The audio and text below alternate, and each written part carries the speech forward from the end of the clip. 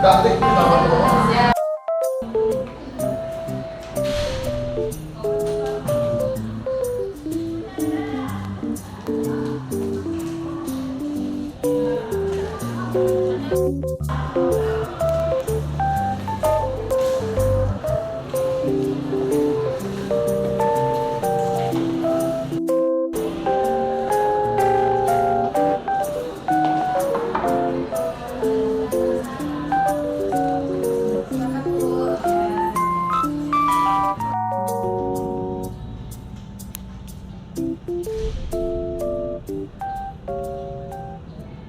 Assalamualaikum warahmatullahi wabarakatuh, anak-anak ibu semua. Waalaikumsalam warahmatullahi wabarakatuh. Bagaimana kabar hari ini? Alhamdulillah, Ibu. Baiklah, sebelum kita memulai pelajaran kita hari ini, agar materi yang Ibu jelaskan mudah dipahami dan dapat dimengerti dan insya Allah berkah, maka sebelum kita memulai pelajaran, kita berdoa terlebih dahulu. Untuk ketua kelasnya silakan dipimpin doa.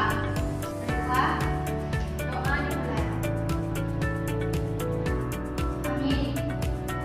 Amin. Hadir semua ya hari ini atau ada yang tidak masuk? Hadir semua. Alhamdulillah semuanya hadir dan dapat mengikuti pelajaran pada pagi hari ini. Anak-anak ibu masih semangat gak untuk memulai pelajaran hari ini? Semangat, Bu. Baiklah, hari ini kita akan membahas materi mengenai sel, tepatnya struktur dan fungsi sel. Tujuan kita mempelajari sel yaitu untuk mengetahui komponen kimia apa saja yang berperan dalam menyusun sel, seperti struktur, fungsi, dan proses yang berlangsung dalam sel sebagai unit terkecil kehidupan. Namun yang akan kita bahas terlebih dahulu yaitu sel pada tumbuhan. Jadi di sini kita akan mempelajari organel apa saja yang terdapat pada tumbuhan dan fungsinya.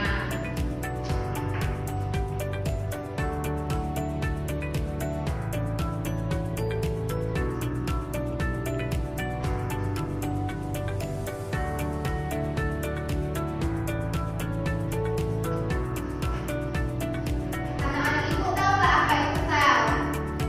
Saya dulu. Ya apa? Ada lagi yang tahu? Saya Bu. Ya silakan. Sel itu yaitu tempat dan terorganisasi fungsi kehidupan. Ya ada lagi? Kakak Putri. Sel merupakan wujud organisasi kecil yang menjadi dasar kehidupan dalam aksi biologis. Baik, semuanya benar ya anak-anak ibu. Jadi sel itu berasal dari bahasa Latin yaitu cella, yang artinya ruangan kecil.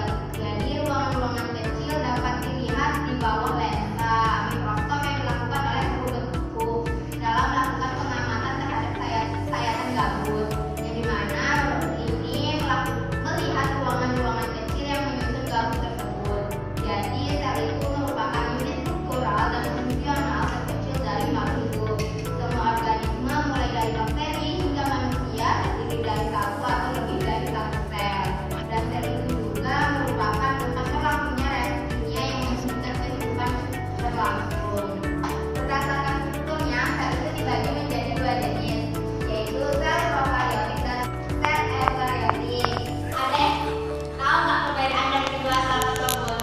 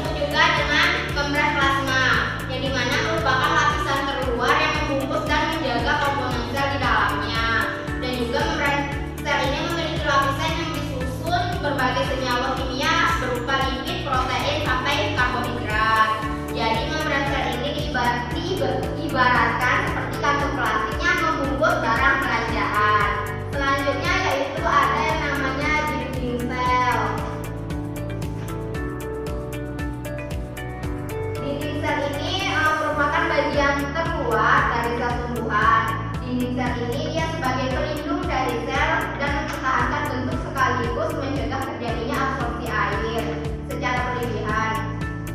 Dinding sel ini dapat mempertahankan bentuk sel hingga tumbuhan tidak bisa bergerak bebas atau kaku. Namun tumbuhan ini memiliki gerak yang disebut dengan gerak pasif atau tidak berpindah posisi. Selanjutnya yaitu ada sitoplasma. Sitoplasma ini merupakan cairan yang berada di antara nukleus dan membran plasma. Pada dasarnya memiliki dua komponen penyusun yaitu sitosol dan beberapa organel lainnya. Sitosol ini sebagai tempat berlangsungnya reaksi kimia, menyimpan berbagai jenis zat kimia yang digunakan